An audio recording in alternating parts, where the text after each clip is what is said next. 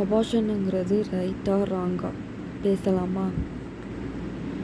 அபார்ஷனுங்கிறது ஒரு elimination of baby in a pregnancy due to medical reasons. ஓகேவா? So அபார்ஷனுங்கிறது medical ரீசன்ஸ்னால தான் மோஸ்ட் ஆஃப் த டைம் இதுவாகுது. ஸோ இது லாட் ஆஃப் டிபேட்ஸ், கான்ட்ரவர்ஷியல் டிபேட்டாக இது இருக்குது. வெஸ்டர்ன் சொசைட்டியில் இருக்கட்டும், நம்ம தமிழ்நாட்டிலையும் ஆகட்டும், நிறைய விஷயங்கள் இந்த மாதிரி ப்ரிவேல் ஆகிட்டுருக்கு. இதில் ரைட்டாக ராங்கா அப்படின்னு டிசைட் பண்ணுறதுக்கு பதிலாக நம்ம இந்தியாவில் என்ன மாதிரியான சட்டம் இருக்குன்னா, அபார்ஷனுங்கிறது ஒரு லீகலான விஷயமாக தான் இருக்குது.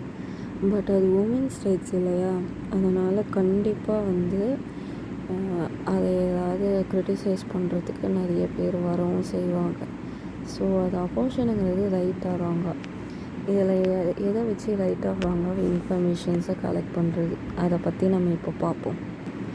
அபார்ஷன் பற்றி தெரிஞ்சுக்கிறதுக்கு முன்னாடி ஒரு பேபி எந்தெந்த மாதிரியான டெவலப்மெண்டல் ஸ்டேஜில் என்னென்னலாம் அதுக்குள்ளே உயிர் வளருது அப்படிங்கிறத நம்ம தெரிஞ்சுக்கணும்.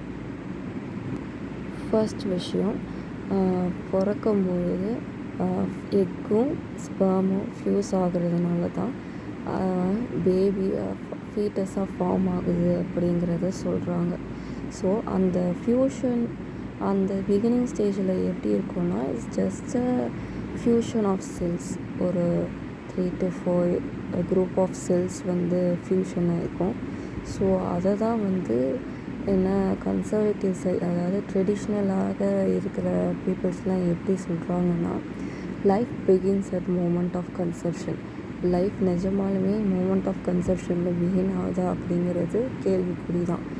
ஏன்னா நம்ம மனசாட்சிங்கிறது ஒன்று இருக்குது. அந்த சோல் இந்த எக்கும் ஸ்பெர்மும் ஃப்யூஸ் ஆகிற அந்த நேரத்தில் உருவாகுது அப்படிங்கிறது தான் ட்ரெடிஷ்னலான பீப்புள்ஸ் இருக்காங்கல்ல, அவங்களோட பர்செப்ஷனாக இருக்குது. பட் நான் அதை டிஸ்அக்ரி பண்ணுறேன். ஏன்னா முதல்ல நம்ம உடம்புல மனசாட்சி, சோல் அப்படிங்கிற ஒரு விஷயம் எங்கே இருக்குது அப்படிங்கிறதுனே தெரியாது. ஓகேவா? ஆனால் நம்ம பாடிக்குள்ளே அது ஒரு இதுவாக இருக்குது. அதுக்கான சோலுங்கிறது ஒரு சயின்டிஃபிக்கலி ப்ரூவான ஒரு விஷயம். இப்போ மனசுக்குள்ளே நீங்கள் பேசிக்கிட்டிங்கன்னா உங்களுக்கு கேட்குதில்ல, அது சோல் இருக்கிறதுனால மட்டும்தான். சோல் இல்லைன்னா மனசில் நீங்கள் பேசுகிறது உங்களுக்கு கேட்காது. ஸோ இந்த சோல் தான் எக்கும் ஸ்பெர்மும் ஃப்யூஸ் ஆகும்போது அந்த சோல் உருவாகுது அப்படிங்கிற மாதிரி சொல்கிறாங்க. Which is there is no adequate resources for that. ஆக்சுவலாக லைஃப் அந்த சோலால் ஸ்டார்ட் ஆகிறதுனால லைஃப் நீங்கள் ஃப்யூஷன்லேயே ஆரம்பிச்சிடுது அப்படிங்கிறத சொல்கிறாங்க. அப்படிங்கிறதுக்கே வச்சுப்போம்.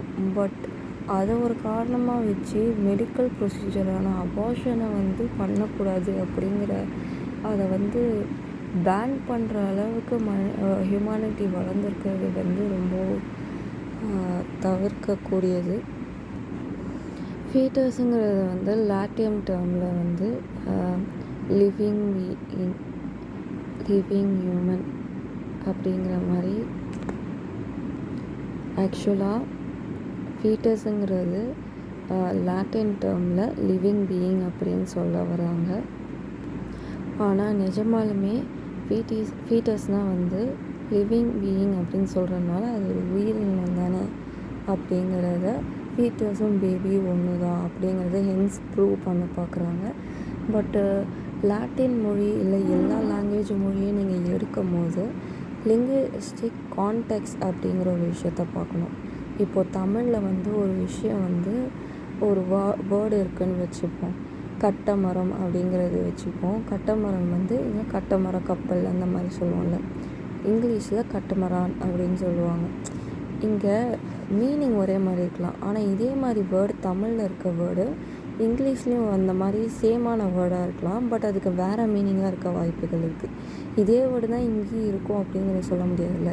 இங்கே ஃபீட்டஸை லிவிங் பீயிங் அப்படின்னு சொல்கிறது ஒரு லிட்ரல் ட்ரான்ஸ்லேஷன். ஆக்சுவலாக லிட்ரல் ட்ரான்ஸ்லேஷன்னா என்ன? இப்போது அவங்க எப்படி பேசுகிறாங்களோ அதே சென்டென்ஸ் அப்படியே பேசுகிறது, வித்தவுட் சப்ஜெக்ட்டு முன்னாடி வராமல், நவுன் முன்னாடி ஒரு ப்ராப்பரான இது இல்லாமல் அப்படி வர்றது.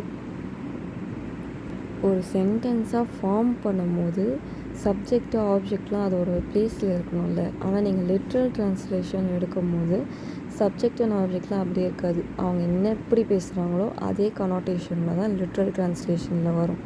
ஸோ அப்படி இருக்கும்போது இதுவும் அப்படி இருக்கலாம்ல. லாட்டின் ஏன்னா லாட்டினில் ஃபீட்டஸுங்கிறது லிவிங் பீயிங் தான். அது ஹியூமன் லிவிங் பீயிங்கா, இல்லை அனிமல் லிவிங் பீயிங்கா, இல்லை மைக்ரோ ஆர்கானிசம் லிவிங் பீயிங்கா அப்படிங்கிறதெல்லாம் ஸ்பெசிஃபைடாக மென்ஷன் பண்ணல. ஸோ உயிரோடு இருக்கிற எல்லாத்தையுமே கொல்லக்கூடாதா அப்படின்னு பார்த்திங்கன்னா, எறும்பை கொல்லக்கூடாது, நம்ம உடம்புல இருக்க பாக்டீரியா, கெட்ட பாக்டீரியாலாம் கொல்லக்கூடாது, ஏன்னா அது உயிரோடு இருக்குது. நம்ம ஆடு மாடுங்களெல்லாம் கொல்லக்கூடாது, நம்ம சிக்கன்லாம் சாப்பிடவே கூடாது, சிக்கன், மீன், மட்டன் எதுவுமே சாப்பிடவே கூடாது. இந்த மாதிரி நிறைய விஷயங்கள் இருக்குது. உடனே ஆடு மாடுகளும் மனுஷங்களும் ஒன்றா அப்படிங்கிற மாதிரி பேச ஆரம்பிச்சுக்குவாங்க. ஒன்றும் இல்லை தான். பட் ஒரு ஃபீட்டஸும் ஒரு வூம் வெளியில் வந்த ஒரு நியூபார்ன் பேபியும் ஒன்றுன்னு சொல்கிறது, அது எப்படி நான் பார்க்குறேன்னா, ஃபண்டமெண்டலாக சயின்ஸை அவங்க புரிஞ்சிக்கல அப்படின்னு தான் பார்க்குறேன்.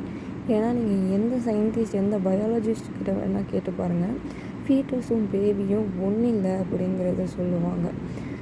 ஏன்னா ஸோ எப்போ அந்த ரூமில் இருக்க ஃபீட்டஸ் வர்த் லிவிங் அப்படின்னு சொல்லும் போது, நம்ம எல்லாருக்குமே நம்ம லைஃப் எப்படி போகணும்னா, நம்ம பண்ணுற எக்ஸ்பீரியன்சஸ், நம்ம போடுற ஆக்ஷன், அதுக்கு வர ரிவர்சபிள் ஆக்ஷன்ஸ், அது எல்லாத்தையும் வச்சு தான் நம்ம லைஃப் எக்ஸ்பீரியன்ஸை நம்ம வாழ்ந்துட்டுருக்கோம். அதுக்கு பேர் கான்ஷியஸ் எக்ஸ்பீரியன்ஸ். அதாவது நம்ம மூளை டெவலப்மெண்ட்டில் கான்ஷியஸான டெவலப்மெண்டல் வர பட்சத்தில் தான் அப்போ தான் we should cut the line. அப்போ தான் அதை ஒரு பேபியாக கன்சிடர் பண்ணணும் அப்படிங்கிறத நினைக்கிறேன். அந்த பீரியட் ஆஃப் டைம் 20 to 24 வீக்ஸில். ஸோ 20 வீக்ஸில் இருந்தால் we should be consider as a baby. அதுக்கு மேலே வர்றது, இல்லை ஒரு 8th month ஆர் 9th monthல் நிறைய பேர் அபார்ஷன் பண்ணுறாங்கன்னா, இது ஒரு லாஜிக்கான காமன் சென்ஸ் தான். ஆக்சுவலாக நான் ஒரு 8 மாதத்தில் நான் அபார்ஷன் பண்ணுறேன்னா அது என்ன காரணமாக இருக்கும்னு நீங்கள் நினைக்கிறீங்க? கண்டிப்பாக மெடிக்கல் நெசசரி அபார்ஷன் தான் இருக்குமே தவிர்த்து, இதுக்கு ஒரு கன்சர்வேட்டிவான ஒரு இது எடுத்துகிட்டு நிறைய பேர் பூமர் மாதிரிலாம் பேசுகிறதுலாம் இதெல்லாம் மன்னிக்கவே முடியாத ஒரு செயல்களாக நான் பார்க்குறேன். அதுவும் இது எப்போவுமே ஒரு விமன்ஸ் ரைட்ஸில் மட்டும்தான் இந்த மாதிரி விஷயங்கள்லாம் நிறைய நடக்குது. உமனை இண்டிபெண்ட்டாக இருக்கக்கூடாதுங்கிறதுல இருக்கட்டும், உமன் கிச்சனில் தான் இருக்கணும் அப்படின்னு சொல்கிறது இருக்கட்டும், இது எல்லாத்துலேயுமே ஒரு முற்போக்கு சிந்தனையே இல்லாமல் இவங்கெல்லாம் ஒரு சிஸ்டமை உருவாக்கி வச்சுருக்காங்க அப்படிங்கிறது தான் பார்க்க முடியுது. ஹென்ஸ் அபார்ஷனுங்கிறது லீகலாக தான் இருக்க வேண்டும். அபார்ஷனுங்கிறது ஒரு மெடிக்கல் ப்ரொசீஜர். ஒரு எமர்ஜென்சியில் தான் அபார்ஷன்ஸ்லாம் செய்கிறாங்க. அண்ட் அன்வான்ட் ப்ரெக்னென்சி அப்படின்னு இருக்கும்போது அதை செய்கிறாங்க.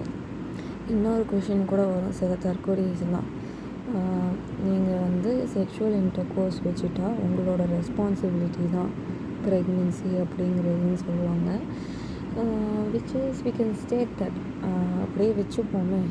அப்போது ரேப் அப்படிலாம் என்ன பண்ணுறது? ரேப்பில் விமனுக்கான பங்கீடே இருக்காது. ஸோ அது அவங்களோட சாய்ஸாகவே இருக்காது. ஸோ அப்பயும் நீங்கள் இந்த அபார்ஷனை இல்லீகல் பண்ணிங்கன்னா, அப்பயும் அவங்களால அபார்ஷன் எடுக்க முடியாத நிலைமைக்கு வரும்போது, மோஸ்ட் ஆஃப் இப்போது கரண்ட்டாக வெஸ்டர்ன் சொசைட்டியில் நிறைய states in America, like Canada, அந்த மாதிரிலாம் அபார்ஷனை பேன் பண்ணி வச்சுருக்காங்க.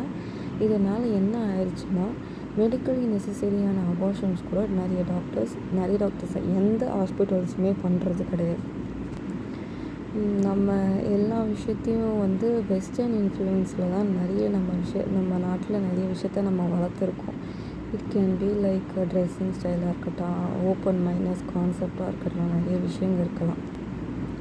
ஸோ இந்த அபார்ஷன் பேனிங் இதை பற்றி தமிழ்நாட்டில் பேச வரதுக்கு ரொம்ப நாள் நெருங்கிடல என்னை பொறுத்த வரைக்கும். ஸோ இதை கண்டிப்பாக ஒரு இஷ்யூவாக அமெரிக்காவில் வரும்போது இந்தியாவில் வரதுக்கான வாய்ப்புகள் அதிகமாகவே இருக்குது. ஸோ இதெல்லாம் அறிஞ்சு முன்னேறி செல்வோம். தேங்க்யூ.